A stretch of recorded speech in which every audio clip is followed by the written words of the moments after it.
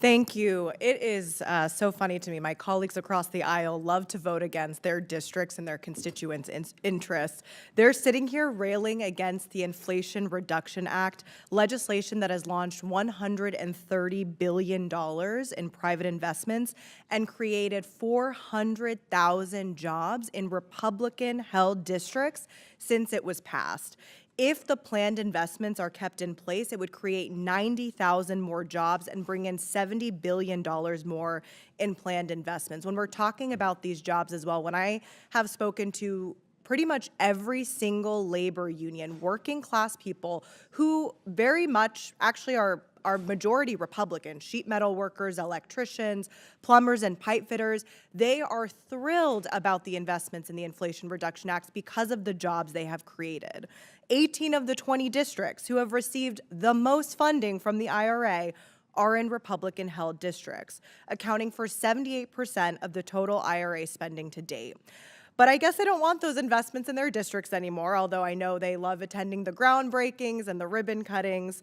In Mr. Gosar's district, which borders mine in Arizona, a project was announced that would bring in $1.25 billion in investment and created an estimated 6,400 jobs thanks to the funding opportunities and the tax credits made possible by the IRA. That project has since been canceled due to financial uncertainty because of President Trump's attacks on the IRA and House Republicans' promise to repeal it.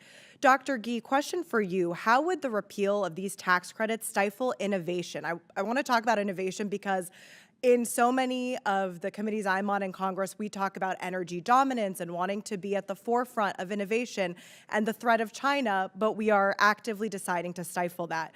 Can you talk about what kind of risk that would pose to companies here in the U.S. and the threat that they may move out of the country? So the investments that the Inflation Reduction Act is making in manufacturing and new technology is key to us being able to compete with China on high-tech manufacturing, and also breaking the stranglehold that China has on mineral processing, which is critical for batteries and other technologies. Repealing these investments would create an estimated $80 billion of energy investment opportunities that goes to other countries, not the U.S., including China, the EU, Japan, South Korea, and Mexico. We've already seen investments canceled because of the policy uncertainty created by discussions over this bill, as well as the Trump administration's efforts and cancellations of projects. And so this investment, as well as in things like the National Science Foundation, are key to improving science and also investing in the application of technology.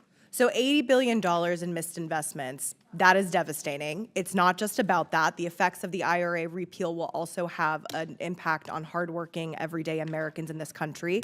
We know that Rhodium, a nonpartisan independent research group, found that a repeal of the IRA would increase the average household's energy expenses by over 7% over the next 10 years. This means higher energy bills and higher gas prices for everyone. So Dr. Gee, how will Republicans plan to repeal the IRA's tax credits and energy subsidies raise costs for American families? So the tax credits go to the clean energy economy, which lowers energy prices and benefits everybody. If these provisions were to be repealed, as you know, Rhodium Group estimates about $70 more per year is what Americans would pay for electricity bills. It also means that oil and gas will need to fill the gap, which will be an increase in gas prices that we could see in the future. So in my district, I represent Phoenix, Arizona. Many of my constituents already experience disproportionately high energy costs because keeping your AC on in the summertime is incredibly expensive. Can you talk to us about how the IRA's investments in clean energy help in the face of growing energy demands? Yes, so we are facing increased energy demand. Luckily, 90% of what's coming online these days is clean energy. And the IRA is not just about energy production, it's also about energy storage. So let me give one example of energy storage, actually from Arizona, which is the Scatterwash Battery Storage Complex in Phoenix. That is one that involves $559 million in financing, thanks to the IRA. For making those investments possible. And it will be able to store enough electricity to power 50,000 Arizona homes during peak summer conditions for 20 years. Thank you. I yield back to our ranking member. Thank you.